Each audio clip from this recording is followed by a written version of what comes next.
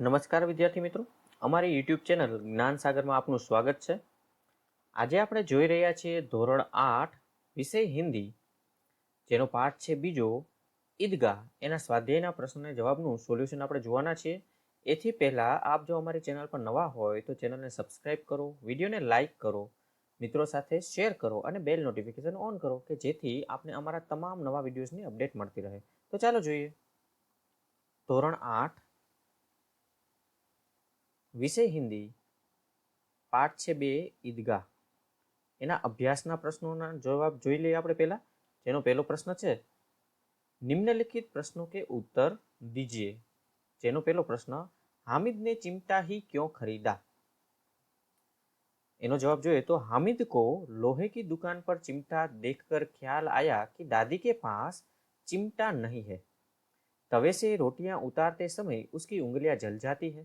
चिमटा ले जाने पर वे जरूर प्रसन्न होगी.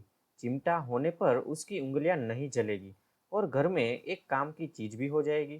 खिलौने और मिठाइयाँ खरीदने में तो पैसों की बर्बादी हुई है. ऐसा सोचकर हामिद ने और कोई चीज न खरीदकर चिमटा ही खरीदा. बीजो प्रश्न જોઈએ. चिमटा खरीदने के लिए हामिद कौन से कारण बताता है? तो इनो जवाब જોઈએ तो हामिद ने बड़े गर्व के साथ अपने साथियों को बताया कि चिमटा सबसे बड़ा खिलौना है. इसे कंधे पर रखे तो यह बंदूक हो जाएगा. हाथ में लेने पर फकीरों का चिमटा हो जाएगा. चिमटे से मंजीरे का काम भी लिया जा सकता है. यदि वह एक चिमटा जमा दे तो सभी के खिलौनों की जान निकल जाए.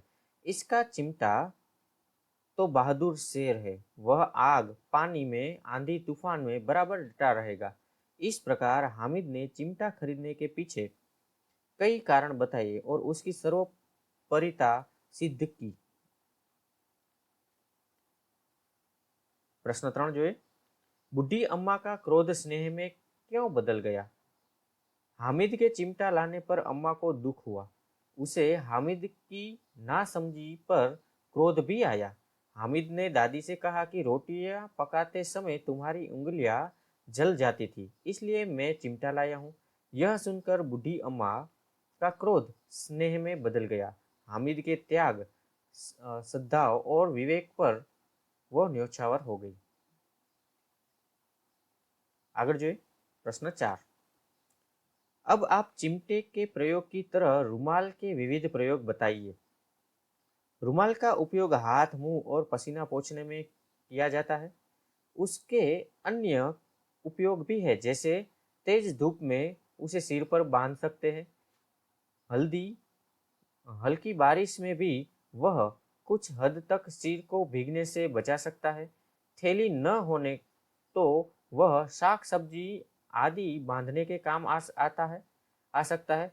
रुमाल से जादू के कुछ प्रयोग भी किए जाते हैं. प्रश्न 2. इस कहानी का शीर्षक ईदगाह की क्यों रखा गया? आप इसके अलावा कौन सा शीर्षक देना चाहेंगे, क्यों? उत्तर જોઈએ तो ईद की नमाज पढ़ने के लिए गांव के लोग ईदगाह जाने की तैयारी करते हैं. ईदगाह जाने का सबसे अधिक उत्साह लड़कों में है. हामिद उन्हीं में से एक है. ईदगाह में नमाजियों का भ्रातृभाव देखते ही बनता है. नमाज के बाद लड़के ईदगाह के मेले में जाते हैं. मेले में बालकों की विविध मनोवृत्तियों के दर्शन होते हैं.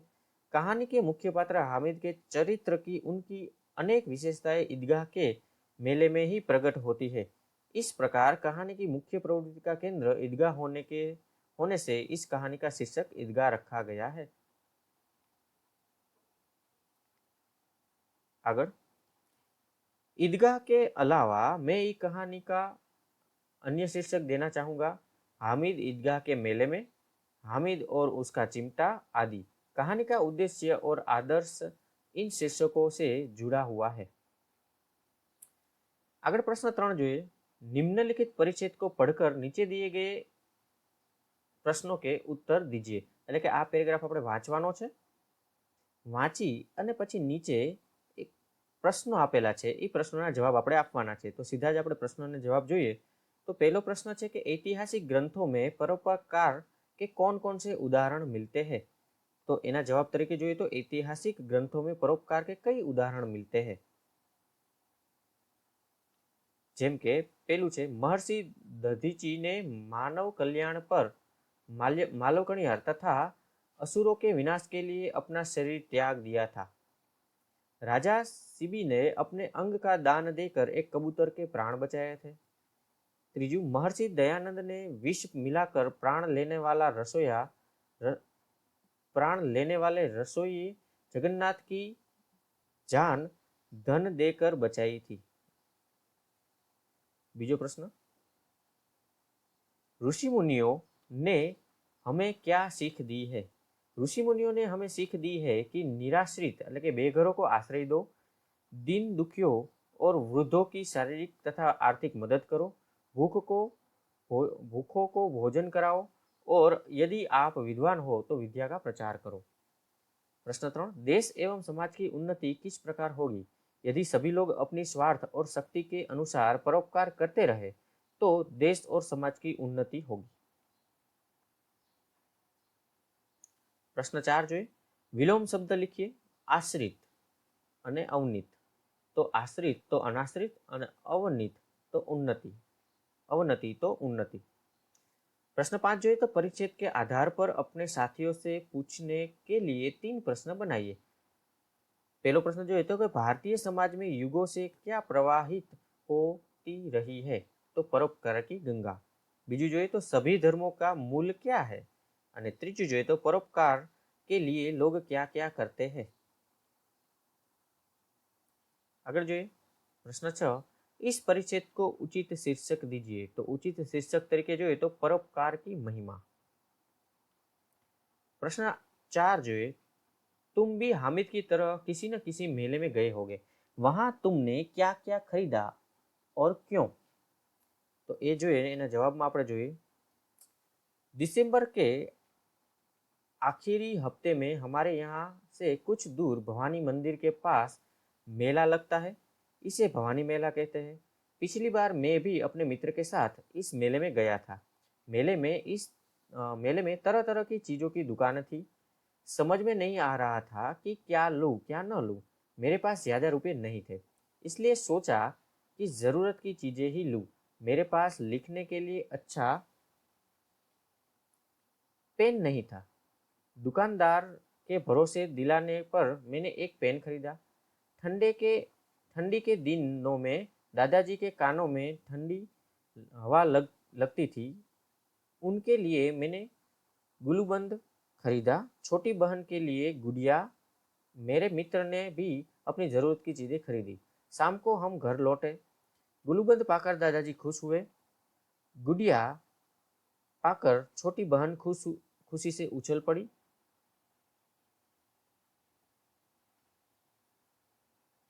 मेरा पेन देखकर पिताजी खुश हुए, बोले, काम की चीजें खरीदकर तुमने अपनी समझदारी बताई है। अगर જોઈએ प्रश्न 5, यदि तुम्हें मेले से अपनी दादी के लिए कुछ खरीदना हो तो क्या खरीदोगे और क्यों। यदि मुझे मेले में अपनी दादी के लिए कुछ खरीदना हो तो मैं चश्मा रखने का बॉक्स खरीदूंगा। दादी ने कुछ दिन पहले ही नया चश्मा बनवाया है। चश्मे के साथ बॉक्स मिला था, पर वह एक दिन बॉक्स दादी के हाथ से गिरकर टूट गया। अब दादी अपना चश्मा सुरक्षित रखने के लिए बहुत चिंतित रहती थी। पिताजी से कई बार बॉक्स लाने के लिए वे कह चुकी थी, पर वे भूल जाते या व्यस्तता के कारण नहीं ला पाते। इसलिए मेले में यदि अच्छा बॉक्स मिलेगा तो मैं सबसे पहले वही खरीदूंगा। अपनी ज़रूरत की चीज़ पाकर दादी बेहद खुश होगी और मुझे दिल खोलकर आशीर्वाद देगी। હવે આગળ જોઈએ આપણે સ્વાધ્યાયના પ્રશ્નો। અને પહેલો પ્રશ્ન છે કે નિમ્નલિખિત પ્રશ્નों के उत्तर दीजिए। જેનો પહેલો પ્રશ્ન છે કે રોઝે के दिन मुसलमान क्या करते हैं।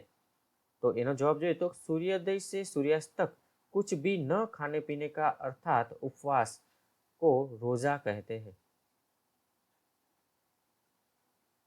बीजू, रमजान ईद के दिन मुसलमान लोग कहाँ जाते हैं? तो रमजान ईद के दिन मुसलमान नमाज अदा करने के लिए ईदगाह जाते हैं। तीजू, दुकानों में कौन कौन से खिलौने मिल रहे हैं?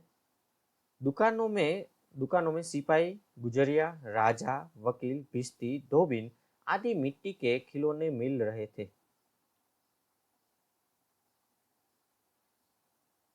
प्रश्न बीजो જોઈએ,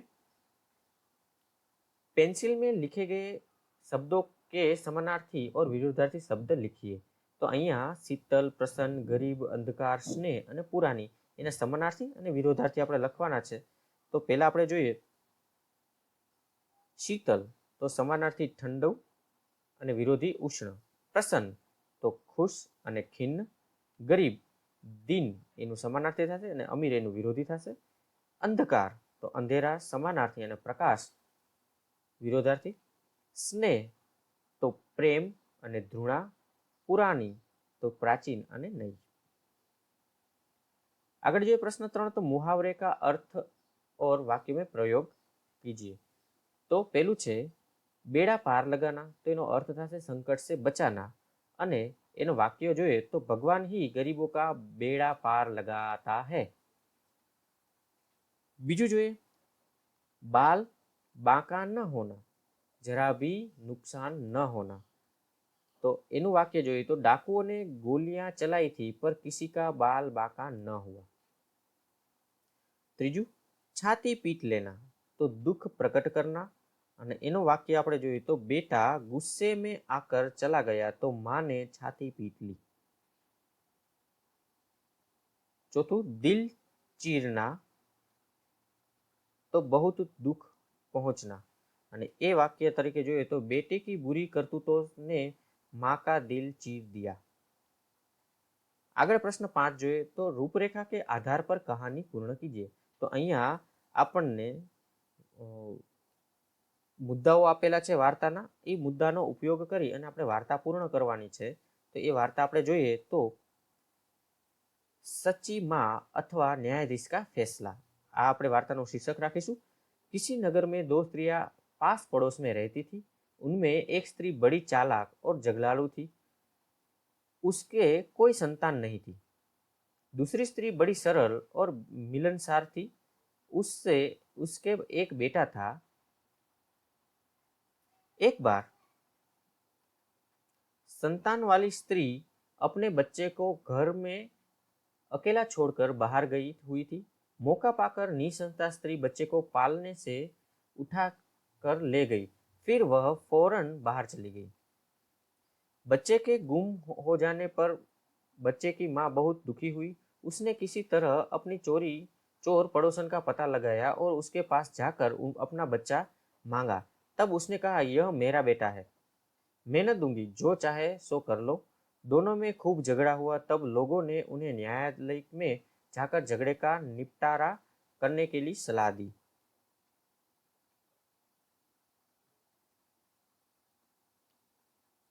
आखिर दोनों स्त्रियां न्यायाधीश के पास पहुंची। बच्चे पर दोनों का एक सा दावा देखकर न्यायाधीश ने अपने कर्मचारी को आदेश दिया कि इस बच्चे के 2 बराबर टुकड़े करो और एक एक दोनों स्त्रियों को दे दो। न्यायाधीश का यह फैसला सुनकर निसंतान स्त्री तो चुप रही, पर बच्चे की माँ रोकर कहने लगी, हुजूर आप बच्चे को मारिए मत, चाहे तो उसे ही सौंप दीजिए, इस तरह मेरा बेटा जीवित तो रहेगा। चतुर न्यायाधीश फौरन समझ गया कि दोनों में सच्ची माँ कौन है। उसने सच्ची माता को उसका बच्चा सौंप दिया और निसंतान स्त्री को हिरासत में लेने का हुक्म दिया। इस वार्ता से हमें सीख मिलती है कि आखिर सत्य की ही विजय होती है। प्रश्न 5 जो है, निम्नलिखित अपूर्ण कहानी को अपने शब्दों में पूर्ण कीजिए। आ जे वार्ता आपेली छे एने आपणे आपणा शब्दों में पूरी करवानी छे, जे अहींया आपने आपेली छे, जे आप विडियो पॉज करी अने लखी शको छो, वांची शको छो अने समजी शको छो।